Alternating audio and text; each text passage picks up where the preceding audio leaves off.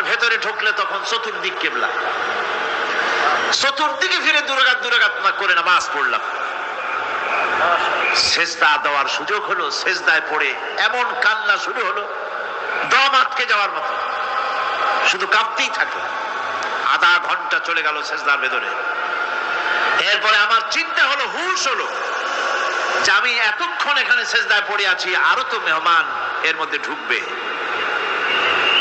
কিছু রাষ্ট্রীয় মেহমান ছিল, দুনিয়ার বিভিন্ন দেশ থেকে তারা দাওয়াত দিয়েছিল।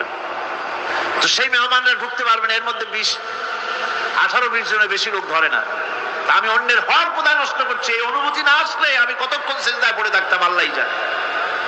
আমি যখন সেজদা থেকে মাথা তুললাম, দরজার দিকে যখন তাকিয়েছি, ঠিক আমার চোখটা গিয়ে পড়লো দরজার সেই অংশে যেখানে লেখা আছে ওয়াকাল রাব্বুকুম উদউনি আস্তাজিব লাকুম।